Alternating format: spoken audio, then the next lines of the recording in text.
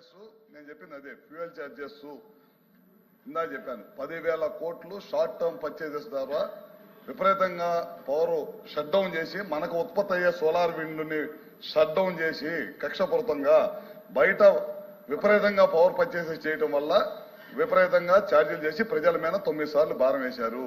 మేమైతే కరెంటు ఛార్జీలు పెంచలేదు. వీళ్ళు 2022, 23 పెంచిన ఛార్జెస్ 22, 23, 23, 24 పెంచిన ఛార్జెస్ ఇవాళ ప్రజల మీద భారం పడింది. ఇది మేము పెంచింది కాదు, ముమ్మాటికి సభ ద్వారా మీకు తెలియజేస్తానని ప్రజలకు తెలియజేస్తానని గత అసెంబ్లీలో కూడా చెప్పాను, ఇప్పుడు కూడా చెప్తున్నాను. ఈ ప్రశ్న వేసే అర్హత మీకు లేదు, ఈ ప్రశ్న వేసే అర్హత లేదు. నేను మొన్న కూడా చెప్పాను, మీరు పెంచిన విద్యుత్ ఛార్జీలకి మీరే ధర్నా పిలిపెట్టడం ఇది విచిత్రమైన సంఘటన అడిగారు. దాన్ని కూడా ముమ్మాటికి మేము ఒక మాట చెప్తున్నాం సార్, విద్యుత్ ఛార్జీలు ఈ ప్రభుత్వం పెంచబోదు, ఈ ప్రభుత్వం దానికి కట్టుబడి ఉంది. మీరు పదే పదే సత్యదూరమైన మాటలు చెప్పి ప్రజల్ని మేమేదో విద్యుత్ ఛార్జీలు పెంచామనే సత్యదూరమైన మాటలు ప్రజల్లోకి తీసుకెళ్లే ప్రయత్నం గత కౌన్సిల్లో కూడా చేశారు, మళ్ళీ ఇప్పుడు చేశారు. ప్రపంచంలో ఎక్కడ లేని విధంగా వీళ్ళు పెంచిన విద్యుత్ ఛార్జీలకి వీళ్లే ధర్నాకి పిలుపునివ్వటం, అదేవిధంగా వీళ్ళు పెంచిన విద్యుత్ ఛార్జీలకు వీళ్లే క్వశ్చన్ వేయటం అనేది ఇదే ప్రక్రియ కొనసాగుతుంది. ప్రజల్ని తప్పుదాగే ప్రయత్నం చేస్తా ఉన్నారు. సార్ మీరు ఒకసారి వాస్తవాల్లోకి వెళ్తే మీరు చూడండి సార్, 2022, 23లో వీళ్ళు 8,113 కోట్ల రూపాయలు విద్యుత్ ఛార్జీలు పెంచి అప్పుడు ఈఆర్సీకి పంపించిన తర్వాత ఈఆర్సీ 3 నెలల్లో దాన్ని ప్రజల్లోకి తీసుకెళ్లాల్సిన దాన్ని తీసుకెళ్లకుండా 1 సంవత్సరం 8 నెలల పాటు పక్కన పెట్టి తర్వాత ప్రభుత్వమైన భారం వేసే ప్రయత్నం చేసింది. అదేవిధంగా 2023, 24లో కూడా 11,000 కోట్ల రూపాయలు మళ్ళీ ఈఆర్సీకి పంపించారు. 9,400 కోట్ల రూపాయలు భారం వేసి మొత్తం 15,000 కోట్ల రూపాయలు భారం అంతా కూడా 2022, 23, 24 వేసిన భారమే అని చెప్పి మీ ద్వారా సభ్యులకు కూడా తెలియజేస్తా ఉన్నాను. ఇందాక రవిబాబు గారు అంటా ఉన్నారు మేము విండ్ సోలార్ ద్వారా ప్రజలకి మభ్య పెట్టాం. మేము ఎప్పుడు కూడా మభ్య పెట్టలేదు సార్.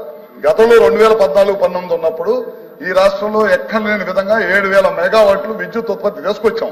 తర్వాత ఇలా ప్రభుత్వం వచ్చిన తర్వాత పీపీఎల్ రద్దు చేయటం, వాళ్ళని ఇబ్బంది పెట్టడం, విదేశీ ప్రతినిధుల చేత తిట్లు తినటం, ఈ రాష్ట్రానికి రావాల్సిన ఇన్వెస్టర్ని తరిమి కొట్టడం, రకరకాల కార్యక్రమాలు చేసి విద్యుత్ వ్యవస్థలను అన్నింటినీ కూడా సర్వనాశనం చేసి వాళ్ళు ఇక్కడికి వచ్చేసి సత్యదూరమైన మాటలు చెప్పి ప్రజలని నమ్మించే ప్రయత్నం చేస్తున్నారని చెప్పి కూడా మీకు చెప్తా ఉన్నాను సార్. అదేవిధంగా ఒకసారి చూడండి సార్,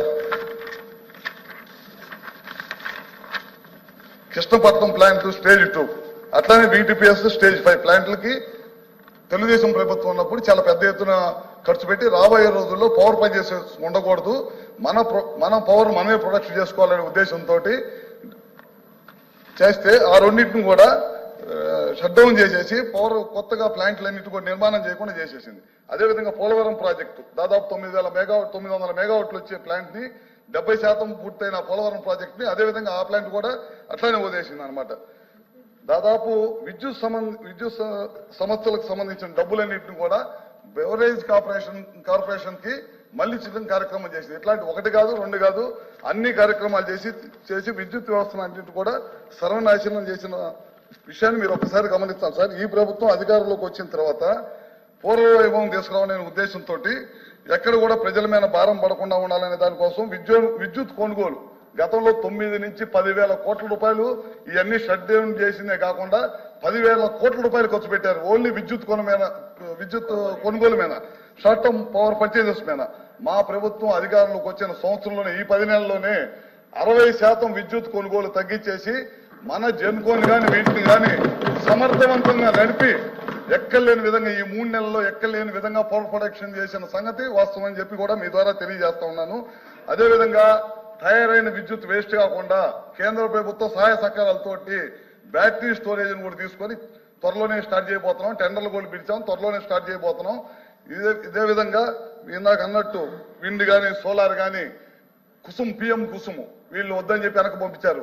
పక్కనున్న మహారాష్ట్ర కానీ కర్ణాటక కానీ పిఎం కుసుమ్ తీసుకొని చాలా పెద్ద ఎత్తున పగలపూట రైతులకు 9 గంటల కరెంట్ ఇస్తా ఉంది.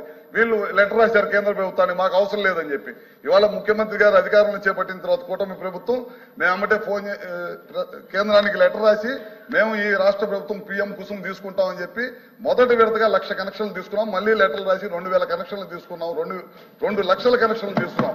ఈ ప్రభుత్వం రైతులకి పగలపూట కరెంట్ ఇవ్వాలి. పొద్దునే 10 నుంచి సాయంత్రం దాకా 9 గంటల కరెంట్ ఇవ్వాలి. పిఎం కుసుమ్ తీసుకోవాలి.